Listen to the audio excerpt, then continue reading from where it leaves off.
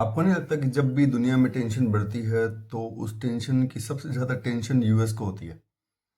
और या फिर ऐसा कहें कि जब भी किसी कंट्री के पास ऑयल कुछ ज़्यादा ही है तो यूएस को कुछ ज़्यादा टेंशन हो जाती है। इस बार भी ऐसा हुआ है।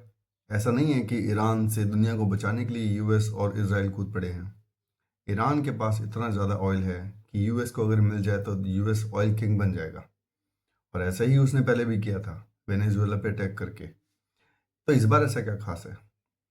खास ये है कि ईरान पे जो ब्लेम लगाया है यूएस ने और इसराइल ने, वो ये है कि ईरान जो है वो एक न्यूक्लियर वेपन डेवलप कर रहा है जो दुनिया के लिए बड़ा खतरा है ना।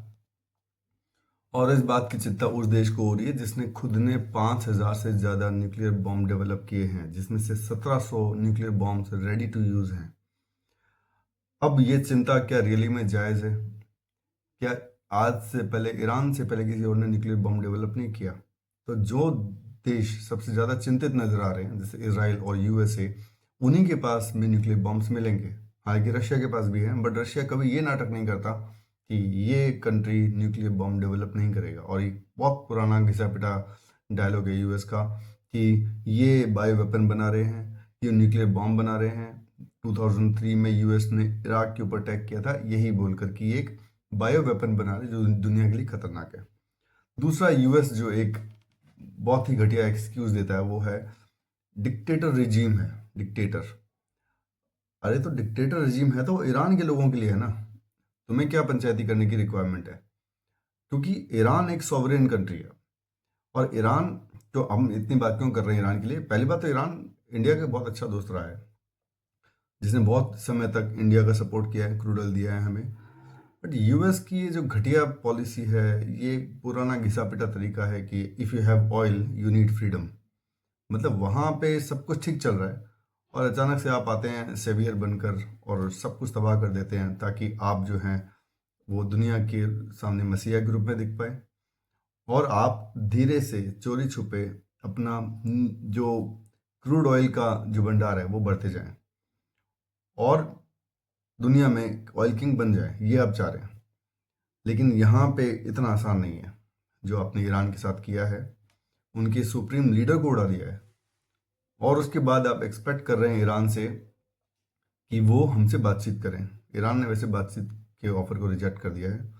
बहुत ही घटिया हरकत है ये, क्योंकि एक कंट्री जो अपने नागरिकों को सारी सुविधाएं दे रहा है, एक, चलो डेमोक्रेटिक नहीं है, हम मानते हैं, डेमोक्रेटिक तो रशिया भी नहीं है, वो अलग बात है कि रशिया के सामने बोलने की आपकी हिम्मत नहीं है। चाइना भी डेमोक्रेटिक नहीं है, वहाँ आपका मुंह नहीं खुलता। लेकिन आप किसी कंट्री के न्यूक्लियर प्रोग्राम को सिर्फ इसलिए बंद कर रहे हैं क्योंकि दुनिया के लिए खतरा है, तो आप वाला तो 5200 गुना ज़्यादा खतरा है आपका न्यूक्लियर प्रोग्राम, क्योंकि वो 5200 न्यूक्लियर बॉम्ब बना चुके हैं और दुनिया को दिखाने की कोशिश कर रहे हैं कि देखिए हम कैसे दुनिया को बचा रहे हैं। आप बचा नहीं रहे हो, आप सिर्फ अपना उल्लू सीधा कर रहे हो। और 2028 तक, जब तक ये ट्रम्प रहेगा यूएस का प्रेसिडेंट, तब तक दुनिया में शायद यही होता रहेगा। अगले 2 साल भी यही होने वाला है, कुछ खास बदलना नहीं है। प्रॉपर, जिसको बोलते हैं ना, धंधे वाला आदमी है ये, प्रॉपर बिजनेसमैन है। He doesn't care about the US and the citizens of US, और दुनिया की तो क्या ही इनको परवाह है। बट जो ये कर रहे हैं, इससे बाकी देशों को बड़ी तकलीफ हो सकती है। क्योंकि अगर हम देखें कि ईरान अगर नष्ट हो जाता है आज, वैसे तो बड़ा मुश्किल है किसी बड़े कंट्री को ख़त्म कर देना। अगर ईरान को बहुत नुकसान होता है तो डायरेक्टली हमें भी नुकसान है, क्योंकि ईरान के पास जो इम्पोर्टेंट पोर्ट्स हैं, हम बात कर रहे हैं स्ट्रेट ऑफ हॉर्मुज की। स्ट्रेट ऑफ हॉर्मुज वो ऐसा इम्पोर्टेंट रूट है, अगर उसको ईरान ने बंद कर दिया इमरजेंसी में, तो गल्फ कंट्रीज से इंडिया और चाइना जैसे कंट्रीज में जाने वाला oil supply, natural gas supply completely बंद हो जाएगी, जिसका सीधा नुकसान इंडिया में होगा। और इस नाम पे इंडिया में ऑयल के प्राइसेस बढ़ाए जाएंगे जो ऑलरेडी हाई है। जब सभी जानते हैं रशिया से हमने सस्ता तेल लिया, लेकिन हमें आज भी 100 से ऊपर में ही मिल रहा है। 100 से ज़्यादा हम रुपए दे रहे हैं पर लीटर के, है ना। ऑयल का प्राइस तब भी कम नहीं हुआ। लेकिन अगर ऐसा हुआ तो इसका सीधा मार भारतीयों के जेब पर ही पड़ने वाला है, क्योंकि ऑयल महंगा हो जाएगा। सरकार के पास बहुत क्लियर एक्सक्यूज़ है। तो रीज़न बहुत क्लियर है। ये बोला गया है कि न्यूक्लियर प्रोग्राम से थ्रेट है पूरी दुनिया को, और हम नहीं चाहते कि ईरान जो है वो एक न्यूक्लियर पावर बने, और इसलिए ईरान पे अटैक किया गया। बट छिपा हुआ जो एजेंडा है यूएस का वो ये है कि ईरान के ऑयल पे कंट्रोल करना चाहते हैं। बदले में ईरान ने बड़ा ज़बरदस्त तरीके से रिटेलिएट किया। सऊदी अरब की सबसे बड़ी जो ऑयल रिफाइनरी है उसको उड़ा दिया गया है, इसराइल के न्यूक्लियर पावर प्लांट को उड़ा दिया गया है, और गल्फ कंट्रीज़ के अंदर जितने भी यूएस एयर बेसिस हैं, नेवी बेसिस हैं, उनको उड़ा दिया गया है। आगे पता नहीं कहाँ जाएंगे, पता नहीं क्या करना चाहते हैं, लेकिन इन सब में हमारा स्टैंड थोड़ा सा अनक्लियर लगता है, जिसको देख के बड़ा दुख होता है। ईरान वो कंट्री है जिसने हमेशा भारत का साथ दिया है, बड़े मुश्किल समय में भारत का साथ दिया है, लेकिन आज जब हमारी उसके साथ में खड़े रहने की बारी थी तब हम पीछे हट गए। ठीक है, हम युद्ध में शामिल नहीं हो सकते, और हमने कोई युद्ध किया भी नहीं है, तो हम किसी युद्ध में पार्टनर नहीं है, लेकिन एटलीस्ट जब किसी कंट्री का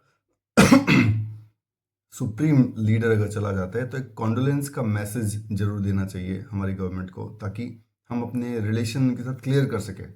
क्योंकि अभी तो हम ऐसे बिहेव कर रहे हैं कि यूएस के पीछे रशिया इसराइल है और इसराइल के पीछे हम हैं। तो ये समझ में नहीं आ रहा कि हमारा स्टैंड क्या है। मतलब इंडिया की अपोजिशन पार्टीज इस बात पे शोक व्यक्त कर रहे हैं उनके सुप्रीम लीडर के डेथ के ऊपर, बट गवर्नमेंट की तरफ से कोई रिस्पांस नहीं है, तो बड़ा अनक्लियर है। मतलब हम लग रहा है हम तो कहीं स्टैंड ही नहीं कर रहे हैं, और एटलीस्ट हमें ये जरूर बोलना चाहिए कि दुनिया में शांति बनाए रखी जाए, और जो गलत कर रहे हैं उनको रोकने की थोड़ी हिम्मत होनी चाहिए, है ना। तो बाकी देखते हैं और कब ख़त्म होता है। जब भी ख़त्म होगा इंडियन मार्केट की तो वाट लगा ही देंगे ये लोग। जैसे मार्केट 300 पॉइंट गिरा है मंडे को, ऑलरेडी गिरता आ रहा है। अब पता नहीं आगे क्या होगा, क्रूड ऑयल के रेट बढ़ने वाले हैं, और यहाँ पे जिन्होंने 2020 के बाद से सिर्फ एक तेज़ी देखी थी वो पहली बार बढ़िया वाली मंदी देखेंगे मार्केट में। तो देखते हैं आगे क्या होता है अगले वीक।